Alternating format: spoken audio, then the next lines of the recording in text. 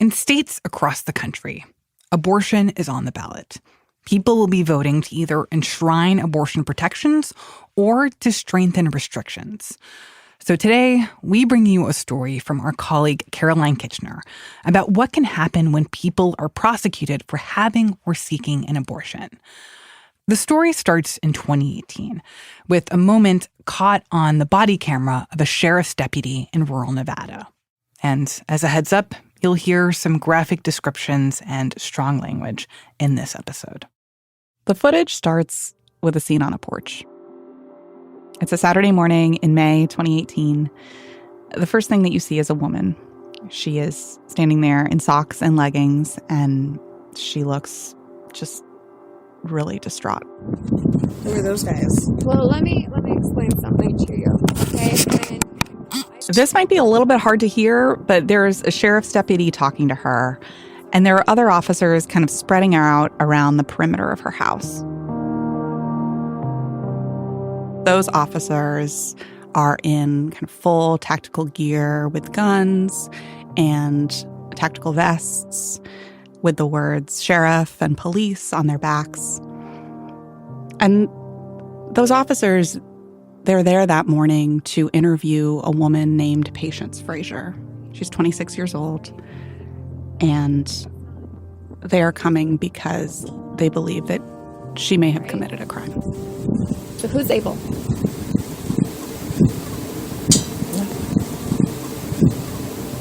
Nothing. Who's able? Nothing. Seriously. Okay.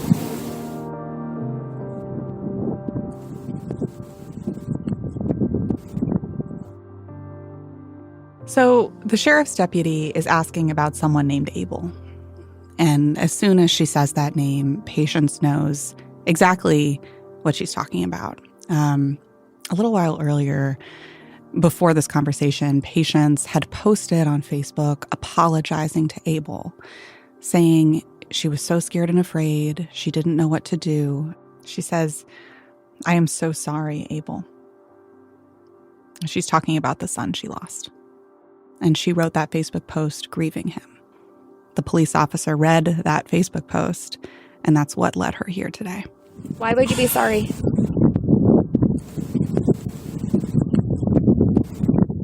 Why would you be sorry, Patience? I'm not allowed to have personal things in my life. Okay. Seriously? I had a miscarriage, okay? A miscarriage. Okay. Why are you guys here over a miscarriage? Is that who Abel is?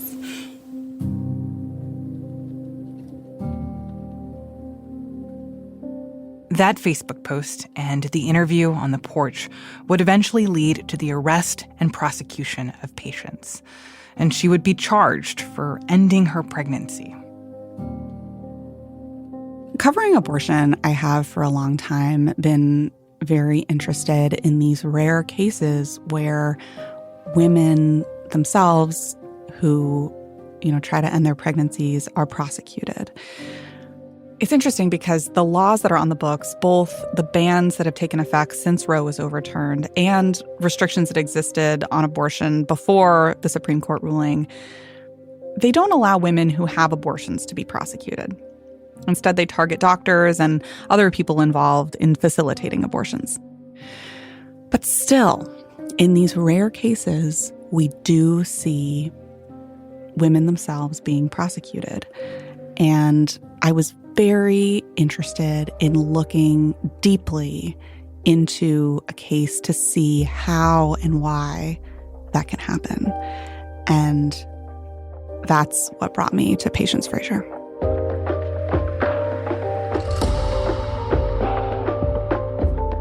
From the newsroom of The Washington Post, this is Post Reports.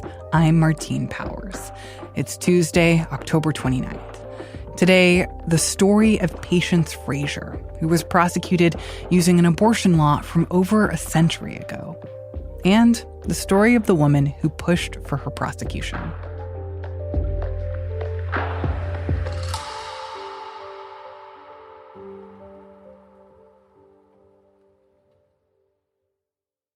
Before we come back to Patience Frazier, tell me, how often does this happen, that women are prosecuted for ending or trying to end their pregnancies? It's very rare. There was a report that just came out last month that showed in the first year after Roe was overturned, there were 5 cases of women being prosecuted for trying to end their pregnancies.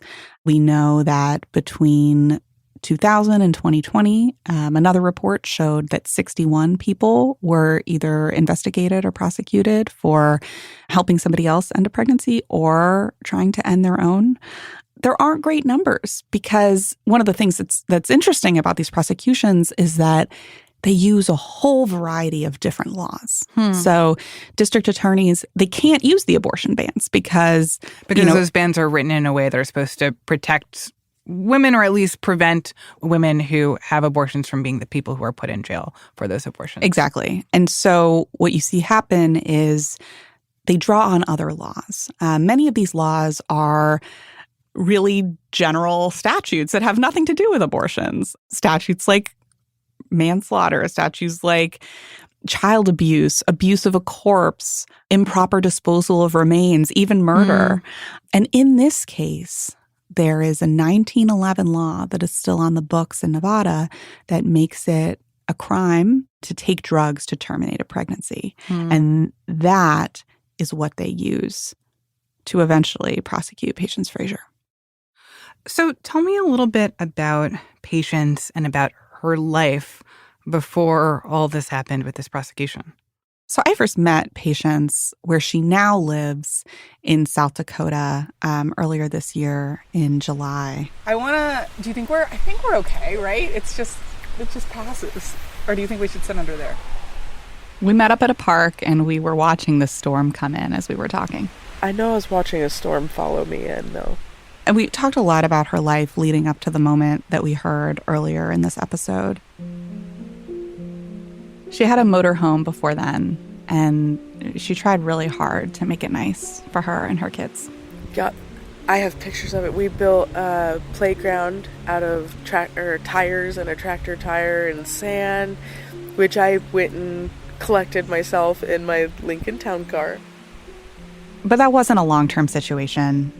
And after that, she just couldn't find stable housing. And, she ended up having to live out of her car. She took her 2 young sons to live with this babysitter she really didn't know that well.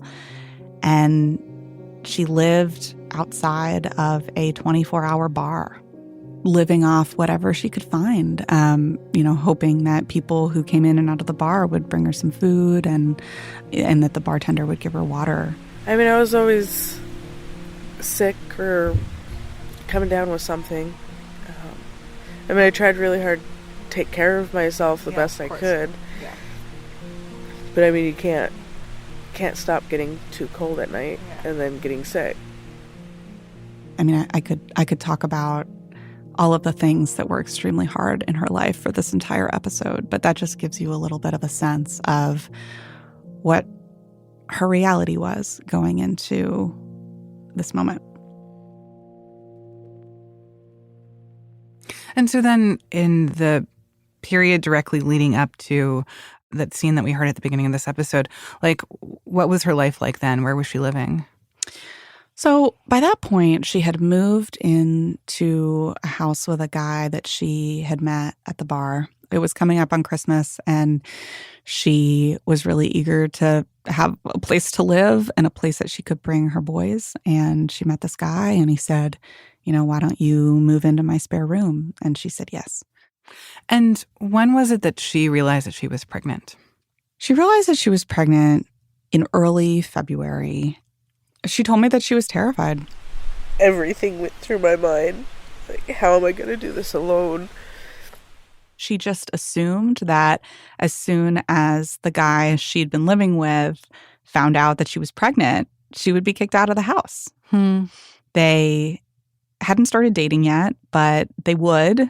And she just kind of knew that he wasn't going to want somebody who was pregnant with another guy's baby living in his house. So obviously in this moment, Patience had a decision to make about what she was going to do about her pregnancy. How did she think through that? She told me she knew pretty immediately that she needed to get an abortion. But that was a really hard choice. I mean, she she just knew she didn't have the resources to care for another child. And she didn't like the idea of having an abortion. My whole life, I didn't believe in it. I always wondered, like, if you didn't want to have a kid, then give it to somebody that does. And I had a friend that wanted a kid so bad. And she couldn't have him. And I would have loved to give her a kid. And I would have, because I knew she could have cared for him. But I wouldn't be able to live with myself knowing I have a kid out there that's always going to wonder, why didn't you want me?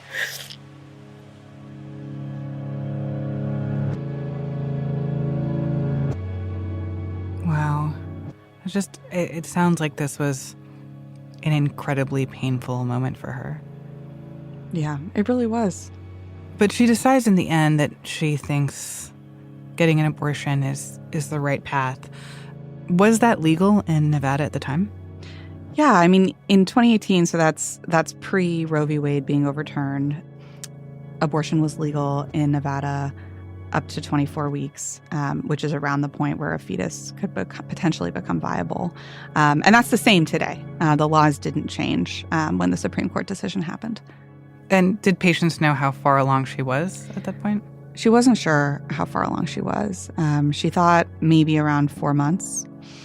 She never saw a doctor or went to the hospital at all during her pregnancy, so she never got an ultrasound. She would later tell officers that she only got a few periods a year, so she really was not sure. Okay, so Patience decides that she's going to seek an abortion. What happens next?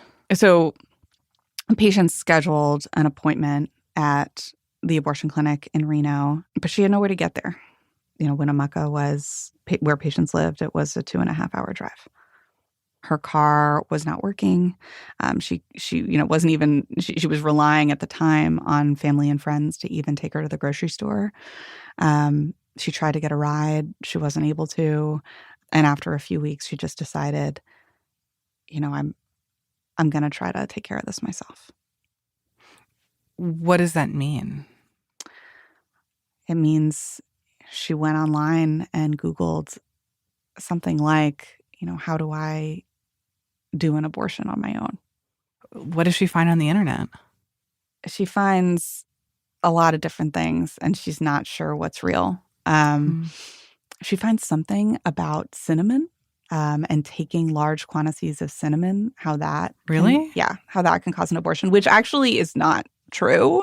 There are it's kind of old wivesy tales about, cinnamon, causing early labor. There's no science to that, but still that's what she finds. And so she goes to her local health food store and buys a container of cinnamon capsules, and she takes, many of them every day. I didn't know if it was illegal. Yeah. I didn't know if it was okay. She also, sees things about kind of physical labor causing miscarriage. And so physical labor, like lifting heavy things and just doing really strenuous activities. And so she tries to do that as well. Huh. And so what happened? Well, she takes the cinnamon every day, a really large quantity of it. And for a while, nothing happens. And then in April of 2018, something does. What was sort of the first symptom, like the first thing that happened in your body that you were like, whoa, what is this? What is happening? Was it a pain? I started getting extremely bad pains in my stomach. Okay. And I was laying in bed. It was night? Yeah, it was like 2 o'clock in the morning. Jeez. Okay. And I started getting horrible, horrible pains. And I was like, God, maybe I'm puke. Maybe I'm just sick. I don't know. She told me she goes in the bathroom and turns on the shower and, is just bleeding and bleeding. And really, quite suddenly, like, she feels like something is going to come out. And she puts her pajama pants back on. She's afraid that her boyfriend is going to come in the bathroom. So she tries to run as far as she can get, like, away from the house. She gets to the porch and she feels the fetus drop into her underwear. Was that fetus alive? She will later tell officers that she looks at this fetus and it's not breathing. It's so small. And she's just freaking out. She says she like tries to give it CPR in that moment, but nothing works. I just hugged him and cried. I was probably there for 20, 30 minutes. And so then what did she do? So I think there are a lot of questions racing through her mind, right? Like, one of the questions is, did I cause this? Eventually, she realizes she has to figure out, like, what does she do with these remains? When I finally got myself to calm down, I went into the garage to where all of my stuff was. And I was trying to find something I could wrap him up in.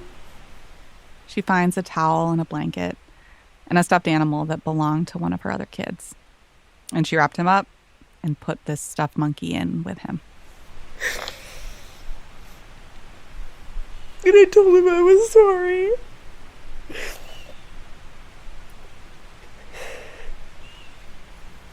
And I grabbed a shovel. And I went a little ways away. And I tried to dig a hole. Because I didn't know what to do. A few days later, she went back to where she'd buried him and she put a cross there.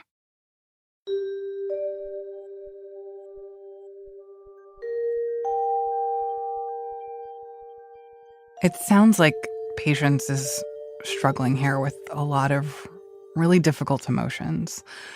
But we also don't know that she did cause this, right? Like, cinnamon, strenuous activity. Like, how do we know that this wasn't just a miscarriage? We really can't know exactly what caused the miscarriage in this case. Experts who would eventually review all of the records, they said it was impossible to know. It was impossible to determine. Cinnamon, it's not linked to miscarriages. That's not what caused this. What you heard investigators and prosecutors focus much more on in the hearings was Patient's drug use, because there was methamphetamine and marijuana found in Abel's remains. Something that I think was crucial to the various investigators and prosecutors feeling like they could charge her was that Patience did do things to try to end her pregnancy. And that really would become the basis of the case they built against her. So I want to talk now about how we get from this horrible and traumatic thing that happened to Patience to eventually police knocking on her door and her getting arrested. Like, how does this end up in the world of law enforcement? So the person that really brought us to that moment of, the police getting a search warrant and actually showing up at the door was the woman who knocked. And that is Jacqueline, or Jack Mitchum. She was a sheriff's deputy at the time. And she was the one who first heard about this case. So who's Abel? She was also the officer whose body cam footage we heard at the beginning of this conversation. Nothing. Who's Abel?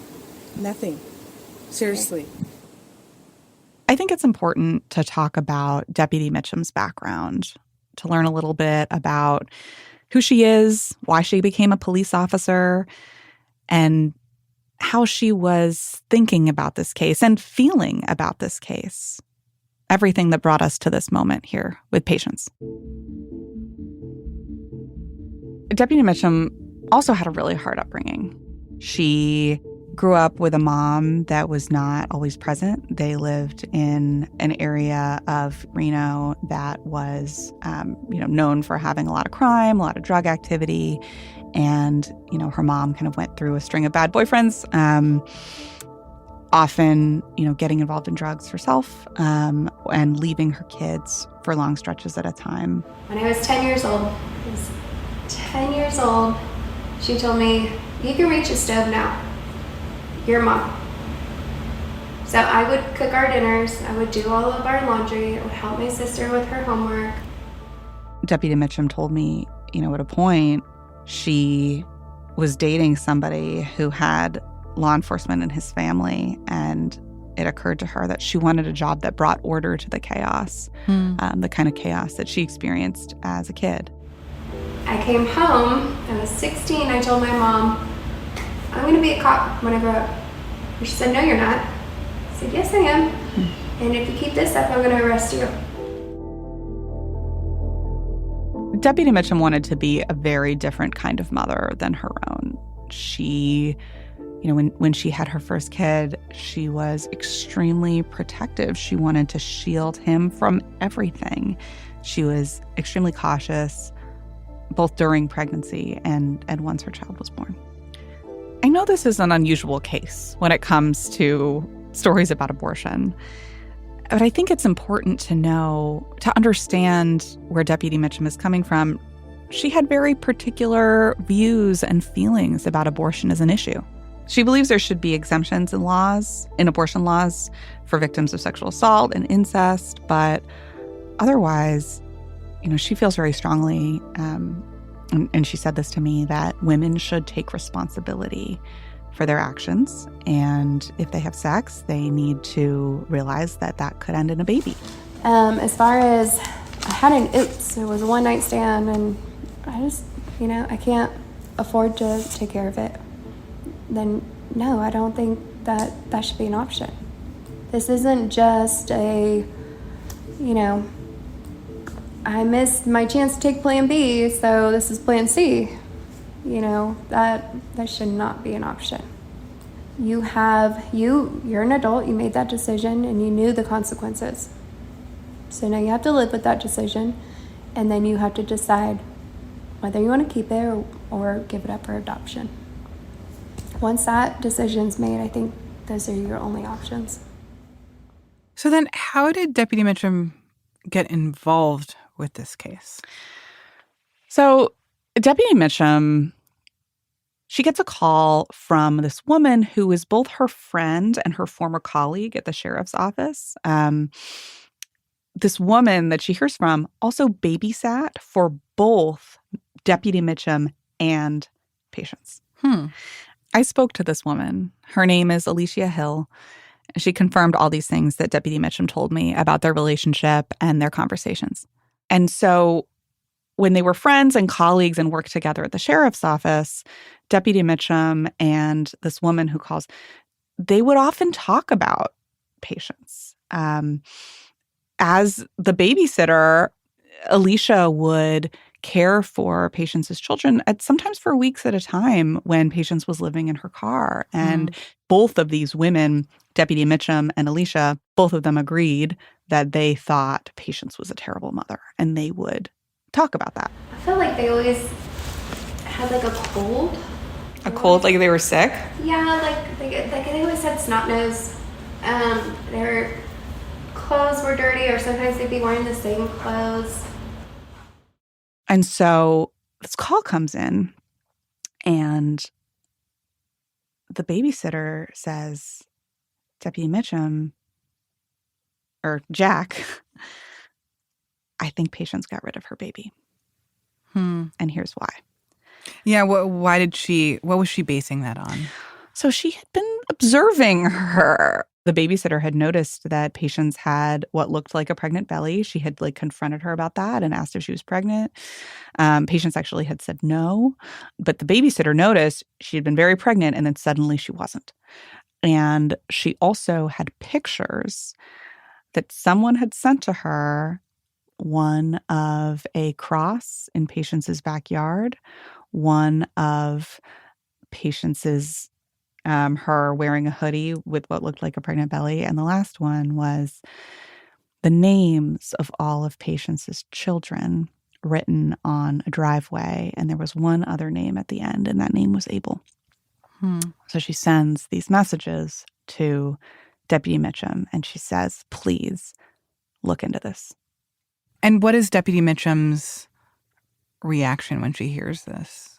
Her immediate reaction and I should say there was absolutely no evidence for this, and there would not be even after the investigation was conducted. Her immediate reaction was, She killed her baby. She absolutely killed her baby. Why do you think Mitchum had that thought versus like, this is someone who had a miscarriage and is, something tragic happened to this woman? From what Deputy Mitchum told me, she just said that their babysitter's account of everything made her suspicious. Just, as a cop, made me suspect that she didn't want anybody to find out because she was going to get rid of it. But I also think that this whole situation just felt deeply personal and intensely emotional for Deputy Mitchum. This is a woman who has a 1-year-old child and who is also in the process of trying to get pregnant again. And I think just in the way she described it to me, when she saw the photos that the babysitter brought her of the cross, her mind just kind of took a leap. I saw this little cross and I'm thinking something happened to this little child. And I don't want anything to happen to my child. And that feeling is just consuming and horrible. And so immediately I'm just thinking, okay, so we need to find out what happened. And if she had it, and I don't know if she went to the hospital or whatever. I don't know if, she went to the hospital and had it and it passed and she came home and that's what she did to comfort herself. I don't know. I don't know anything. But I'm thinking, how horrible. And then I go to mad because she killed her baby. And she acknowledges that she didn't have the evidence for that. She didn't have, she hadn't and would never review any reports that suggested that, but it just was where her mind immediately went. So what did Deputy Mitchum do next when she had this hunch that patients had killed her baby? So she puts her car in drive and goes to the sheriff's office, walks right in to see the undersheriff. The undersheriff tells her, you don't have enough. You don't have enough for a search warrant. She finds another detective who is willing to help her with the warrant, and he's passionate about the case. He's a devoted father. He's been in law enforcement for 20 years. They apply for the warrant together, and they get it. And I talked to that detective, Dave Walls, and he told me that, when Mitchum said she thought that baby had been born alive, he believed her. And what did this search warrant actually say, or on what grounds were they going to search Patience's boyfriend's house? So they wrote the application for the search warrant citing, quote, suspicious circumstances related to a possible unreported birth, death, and clandestine burial of an infant. Okay, so now we're back at this moment that you described at the beginning of our conversation, the serving of this warrant with Patience sitting on her porch. Tell me about what that moment was like from Deputy Mitchum's point of view. She's said this to me in subsequent interviews that I've had with her, that she just, from the moment she arrived, she didn't believe anything that Patience was saying. She seemed really shocked. Yeah. Yeah, that you were there. Yeah. And confused. Yeah, and then she kept saying, I believe, I had a miscarriage. Miscarriage Yes. isn't illegal. I mean, it's a miscarriage. And I'm like, but was it? And then the whole team goes out back. They gather around the cross, and then they start to dig. And eventually they do find something. And it is it's wrapped in a bag so they can't see, and they don't want to go and open the bag because they don't want to tamper with evidence. So they take that bag out of the ground and they take it to the coroner. So what happens next after that? Deputy Mitchum and Detective Dave Walls, the officer that she wrote the warrant with, they kind of regroup and do a little Google searching, and they realize that the things that Patience is saying she did to cause the miscarriage, cinnamon, lifting heavy objects, that probably didn't cause the miscarriage. Like, they realize, like, that is just not really linked to miscarriages. Mm-hmm. So they realize in that moment that based on what they have, they certainly can't charge her with murder. And so they start looking around for other laws that they might be able to use. And they find this one obscure law from 1911 that is, in effect, a ban on self-managed abortions, a ban on, causing an abortion yourself. And why is that important, the fact that they were able to find this 1911 law? This is a law that actually allows someone to be charged with manslaughter, which carries a really hefty prison sentence of up to 10 years. So how did they go about making that case? They find a statute that they think will work to be able to prosecute Patience, but what was the evidence that they needed to be able to continue with that case?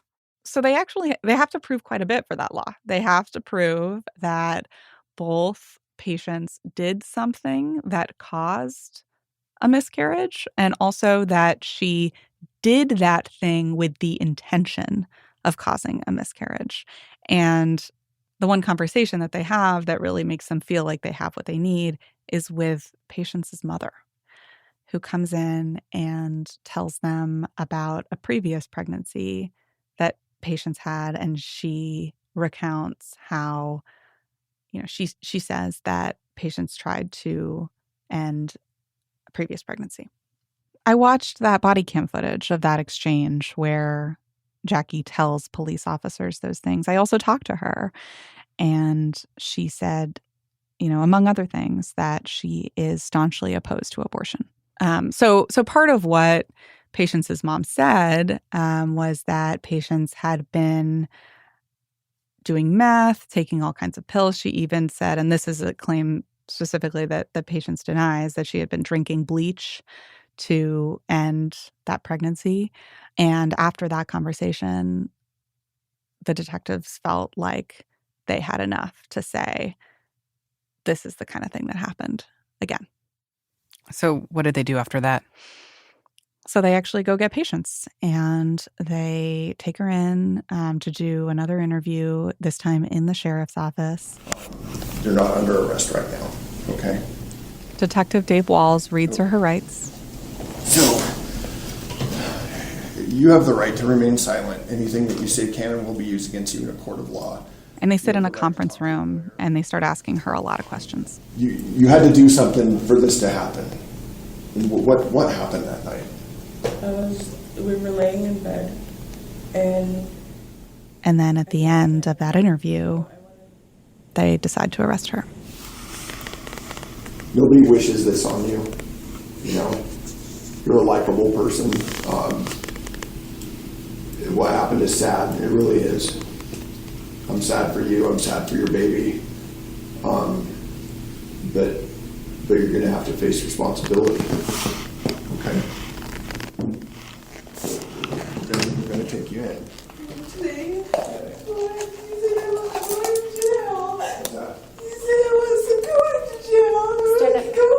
Stand up. Stand up. They tell her that she's going to be arrested, and I think it takes a minute to sink in. And then she asks, can I even say goodbye to my kids? Come in. You guys can't let me say goodbye to my own kids. We're going to do some stuff for you, okay? But you need to stand up. Do I have to go to jail? You do. Why? Because what you did is illegal. Don't make us get physical with it, okay?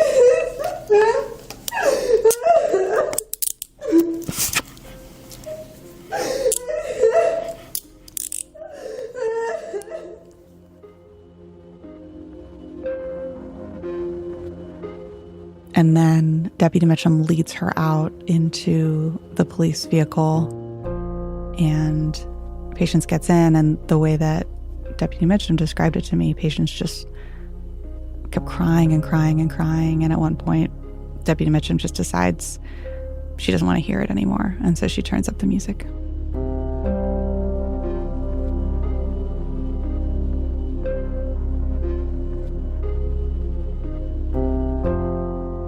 After the break, prosecutors piece together a case.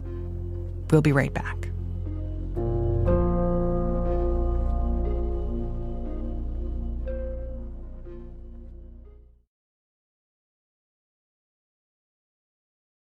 So, Caroline, before we get into the legal case against Patience, I just want to understand a little bit more how her story fits into the current picture of abortion access in the U.S. What is the connection that you see there in terms of Patience's story and the experiences that many people around the country could be having now? I think one really key piece of this story is that Patience tried to go to an abortion clinic. She called, she scheduled an appointment. She lived 2.5 hours away, and she didn't have a working car, and she had nobody to drive her. She couldn't get there. So she felt that she had to take it into her own hands and try to end the pregnancy herself. And I think, now we are in this post-Roe time where you just have vast, vast stretches of the United States that don't have abortion access. And so you have many, many more people that are having to take it into their own hands or feel that they have to. And, often that's with abortion pills that they get through the mail and take by themselves, without sort of directly connecting with any kind of medical professional. But I think there is a fear that because more people are taking it into their own hands, that, especially in states where it's illegal, that, other laws that are not abortion bans could be used in the way that this one was. And that, more people could go to jail. Okay, so ultimately, what was the legal case that was made against Patience Frazier? The prosecutors would eventually charge her under both concealing a birth and the more kind of weighty charge, taking drugs to terminate pregnancy. So, Patience said that, all she did was to try to cause a miscarriage was eat a bunch of cinnamon and lift heavy objects, as we said before. And as we said before, neither of those things is linked to miscarriages. So rather than focusing on the cinnamon, what we see is the law enforcement officers focusing on Patience's drug use because there were remnants of marijuana and methamphetamine in Abel's remains. I think what's important to draw attention to here is that Patience had been smoking pot regularly for a while and also using meth occasionally. But she never told police that she did either drug with the intention of ending her pregnancy. And I think that would become very key.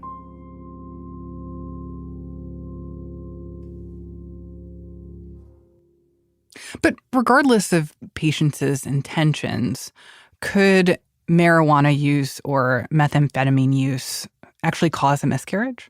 There's no evidence linking marijuana to miscarriages. And while methamphetamine has been linked to early labor, there is nothing, people that would eventually review, experts that would eventually review all the details, there was no evidence to suggest that it was the methamphetamine that caused the miscarriage.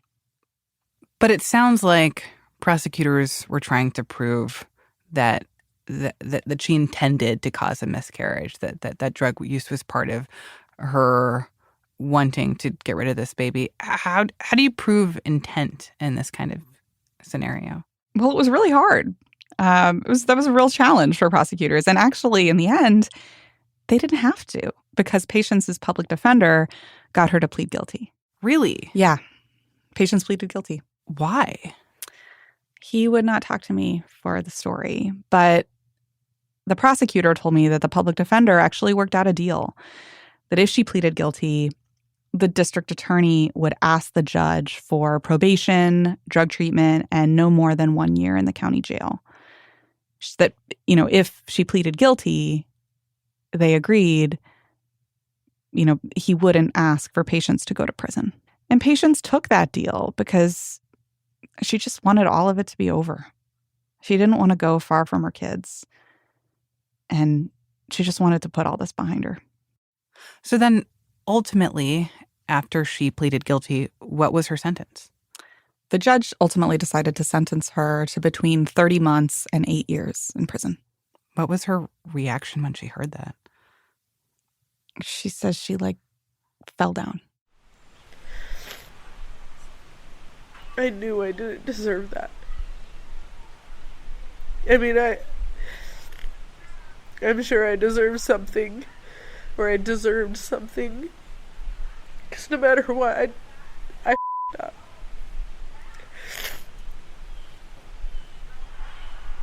I just don't know what it was. But being sent to prison was not a... For that long. No.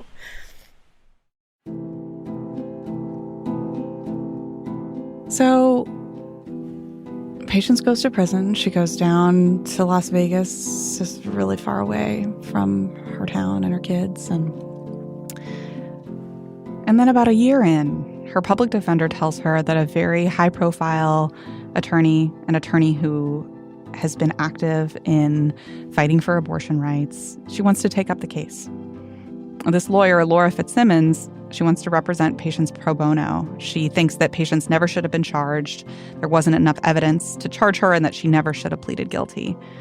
With the help of all of these experts, the lawyer makes the point that it's impossible to know what caused this miscarriage. She gets Patience out of prison by arguing that she did not have adequate representation from her lawyer.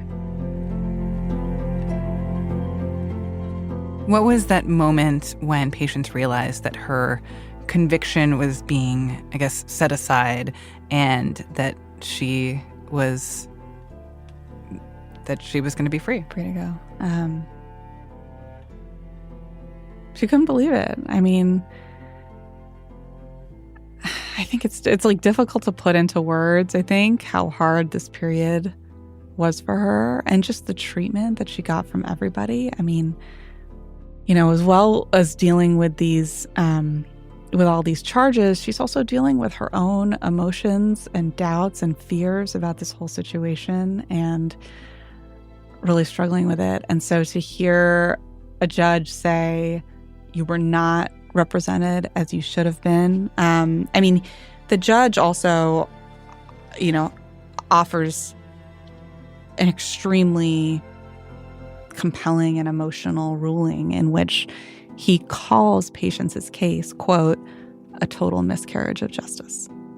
And I think that's really validating for her.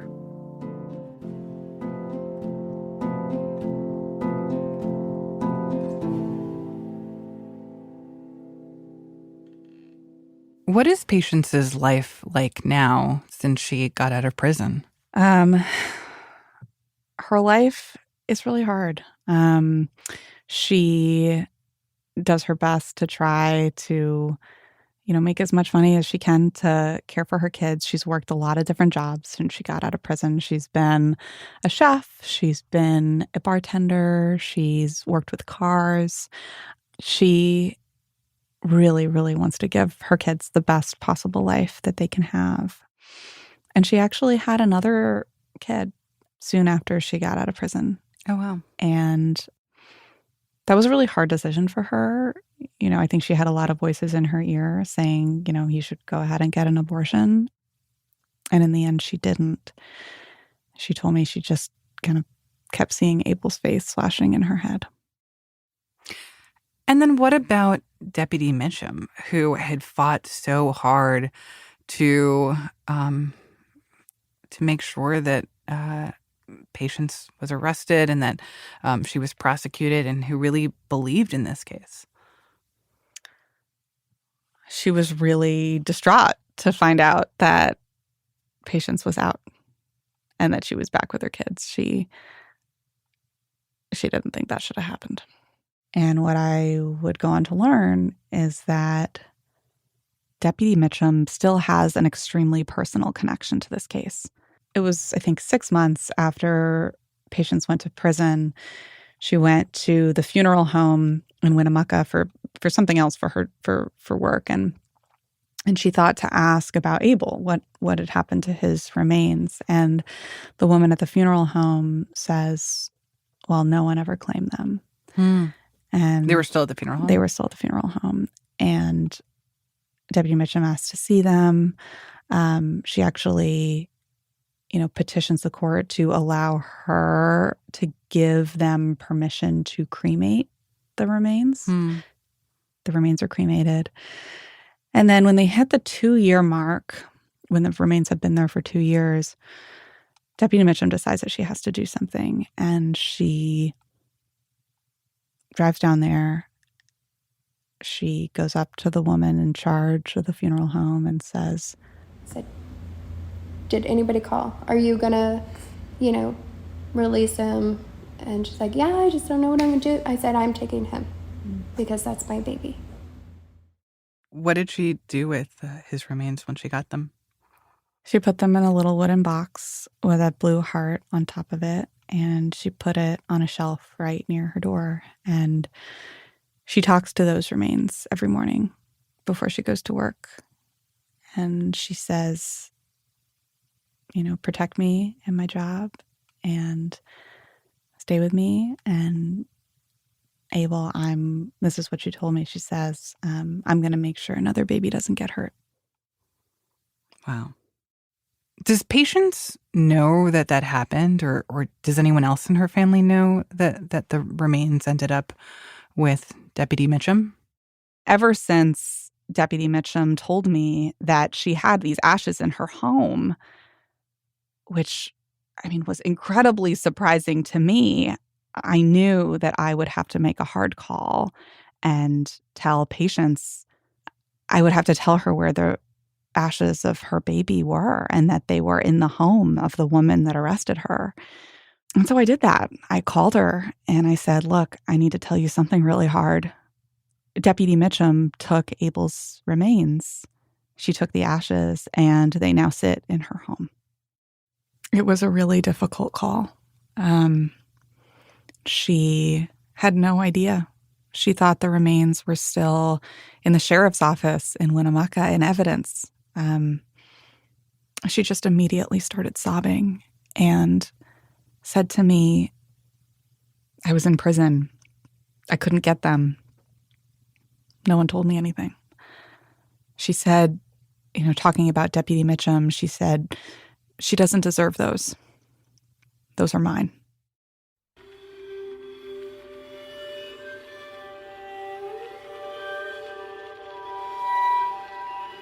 Caroline, thank you so much. Thanks, Martine.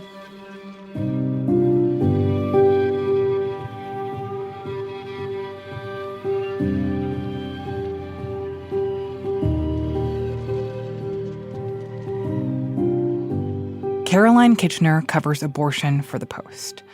To see the body camera footage we heard in this episode, follow the link in our show notes to Caroline's story. That's it for Post Reports. Thanks for listening. If you are looking for the latest news about politics and the presidential campaigns in this last week before the election, we have a whole show dedicated to that. The Campaign Moment is crucial listening. You can find The Campaign Moment wherever you listen to podcasts. Today's episode was produced by Rennie Svirnovsky and edited by Rena Flores. It was mixed by Ted Muldoon. Thanks to Peter Walston, Bishop Sand, and Lucas Trevor. I'm Martine Powers. We'll be back tomorrow with more stories from the Washington Post.